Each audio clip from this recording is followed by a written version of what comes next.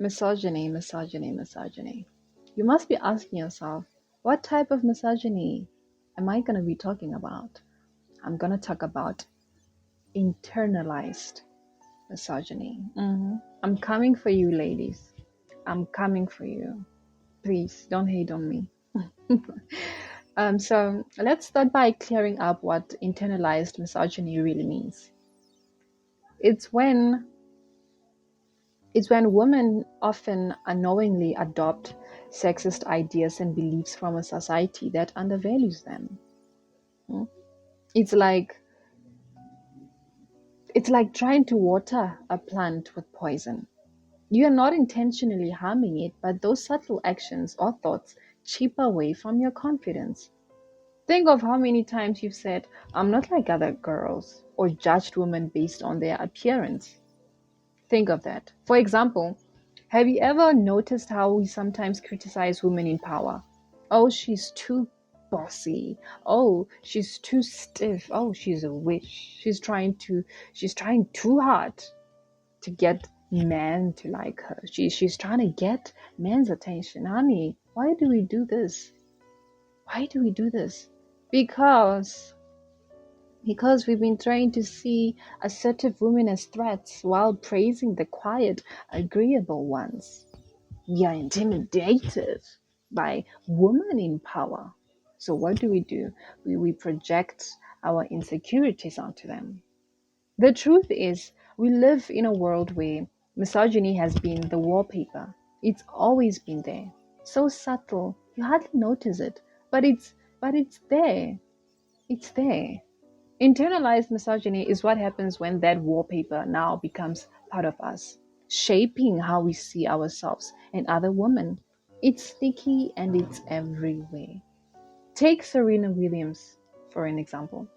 She's arguably the greatest athlete of our time. But how many times have people tried to reduce her achievements? They criticize her for being too aggressive, too muscular. Hmm? While male athletes displaying the same characteristics are praised for their strength. Even when she has won, even in her moments of victory, Serena faces the same sexist undertones that all women in these fields endure. For many women, this manifests in thoughts like, am I being too loud? Am I too ambitious? Am I too emotional? We've been conditioned to self-edit before even stepping into a room. Internalized misogyny, guys, it's dangerous. It's dangerous, and it's not just hating other women. It's the self-doubt that whispers to you, you're not good enough for this table. So what do? Because you don't feel good enough, you go out there and you try to project your insecurities onto other women who are living their lives without apologizing to anyone. Without apologizing to anyone. Internalized misogyny, it isn't some big obvious thing. It's sneaky. It's sneaky, it's subtle, and can look like small everyday judgments. Picture this: you are scrolling through Instagram and you see a woman in a super bold, sexy outfit. You feel tiny twinge of jealousy and judgment and think, oh, she's just looking for attention. That's it. That's internalized misogyny. Now, do you see how common this is? Do you see how common this is? And it's not good. This is the same hate that the men talk about when they say women hate each other. It's because of these things. It's because of these tiny little things.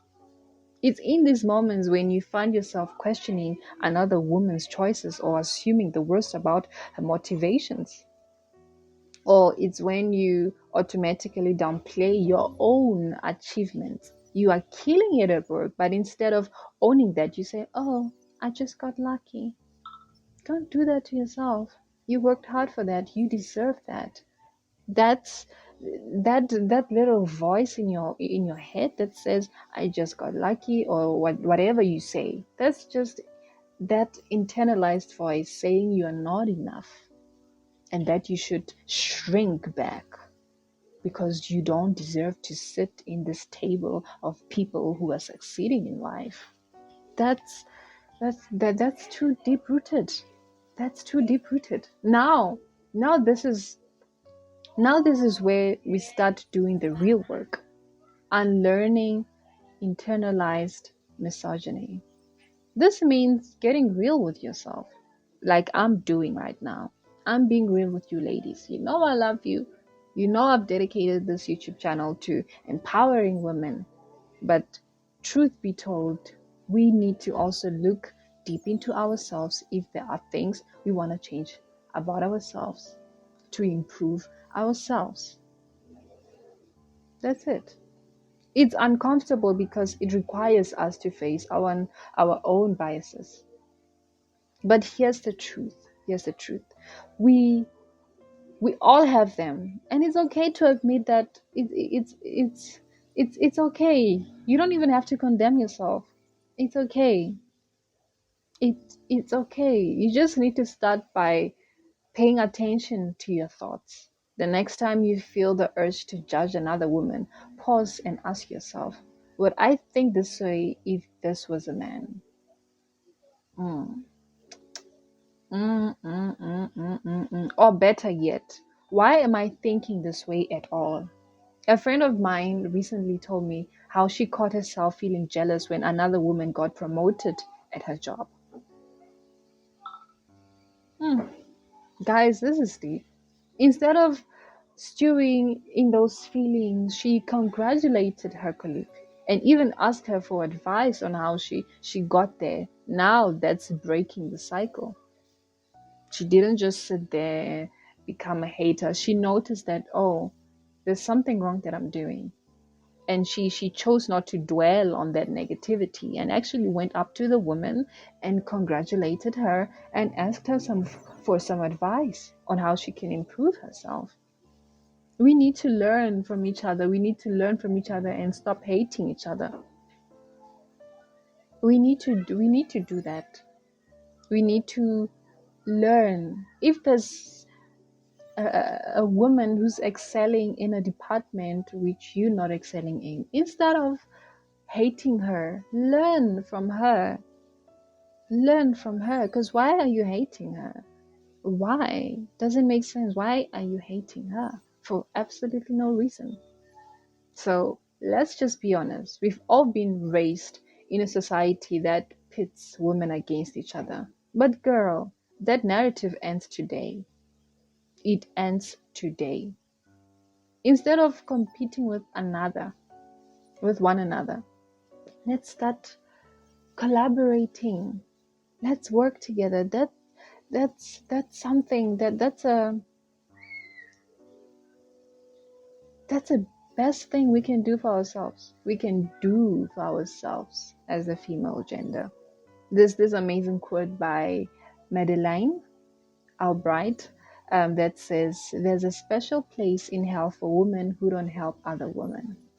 Mm.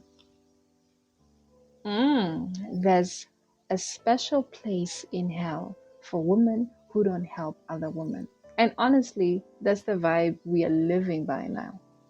That's the vibe we are living by now. We just have to be honest about that. A personal story. I was part of a group where the women constantly gossiped about one another. It was exhausting. It was exhausting. And it felt like a contest, to see who could tear others down first. But one woman changed everything. She started giving shout outs to the rest of us, hyping up our successes, and it spread. Suddenly, we weren't tearing each other down anymore. We were building each other up. That's power right there, girls. That's power. That's that's beautiful. And so many friendships were made from that group. Were made. We started being comfortable with each other, talking about what we're facing, giving each other advices. It just took one woman to change the whole atmosphere of this group, to change the whole vibe. It's beautiful to watch. It's beautiful to notice these things that are happening. So this is where we get the fun part. Ne? Once you start unlearning internalized misogyny, you can start reclaiming your confidence. And I mean that unapologetically head-on confidence that says, yeah, I deserve to take up space. Start by celebrating your wins, no matter how small. No matter how small. The next time you nail that presentation that you just went through, just give yourself a pat on the back. Hey, I did good. I did good. Celebrate your wins. You don't have to wait for anyone to celebrate your wins. Do it yourself. Do it yourself and let yourself know that you've got your own back. Yeah, you did that. So stop apologizing for everything. Women are notorious for saying sorry when it's not necessary. Sorry for speaking up. No, sis, speak your truth. Speak your truth. Let's I have this friend of mine from high school. She finally stopped saying sorry for everything at her job. She just finally stopped saying sorry. Instead of saying sorry for the delay, she started saying thank you for your patience. Ooh, girl. I like that. I like that idea. Why are you always feeling sorry? You don't have to. Thank them for their patience. Thank them for their patience. It shifted the power in a conversation and made her feel more confident. That's what reclaiming your voice looks like. Because the more you keep apologizing for things that you didn't even intentionally do, you develop a victim mindset, and you don't want that. You do not want that. So unlearning internalized misogyny isn't something that happens overnight. we I guess you know that by now. It's a journey, guys. It's a journey, and this is why I'm here. And this is why I'm here on this YouTube channel, talking to women, empowering women, and also in the process being empowered myself. It's a journey, and it's one we have to comfort each other every day. But once you start, there's no turning back. You'll feel lighter, you'll feel stronger, you'll feel more connected to the women around you. Because at the end of the day, we are all in this together, and it's all time we start acting like it. So why are we hating each other? We don't need to hate each other. We can always just learn from each other as women. We can always just learn from each other. We don't have to be hating on each other. So here's to reclaiming our voices and celebrating each other's wins and dismantling all those old narratives that no longer serve us. They don't serve us anymore. We've evolved. We've evolved. So, ladies, let's celebrate each other. Let's be close to one another. Let's stop hating each other. Let's stop that. And I do understand that for most of you, you're not doing it intentionally. You're not doing it intentionally, but it's something that you need to work on within yourself. It's something that you need to work on within yourself and just eradicate that internalized misogyny that lays inside of you. And how do you do that? I've mentioned it. Look into yourself. Be honest with yourself. And I'm always going to talk about self-compassion. Don't fall into the trap of criticizing yourself when you are working on yourself and being honest with yourself. So for you to be able to do that, not falling into the trap of criticizing yourself, you need to be compassionate with yourself. On my previous video, I was talking about how self-compassion is important and why we should practice it on our daily basis. We need to be more compassionate with ourselves. So as much as I'm encouraging women and even myself to look into ourselves and fix ourselves and stop judging other women because we feel they are less favorable because what, I'm saying be compassionate with yourself. Be compassionate with yourself, and you'll get there. You'll get there. So hi guys, I don't even know why I'm greeting again, but I just want to say thank you so much for watching this video, and share this video with other women. Share this video with women who want to be empowered as well, who want to grow in this, who want to grow in their womanhood, So yeah, guys, thank you so much. Thank you. This is my YouTube channel, and I'll be posting more of such empowering messages for women. And hopefully, this community grows. Hopefully, we grow not only the channel, but even as the community, as individuals, we grow, we grow, we grow, become decent, become even kinder, become even more compassionate with ourselves and with one another.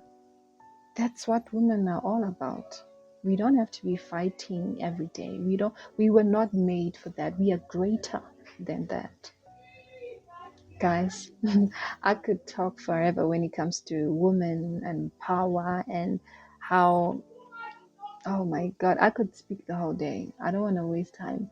Bye, guys.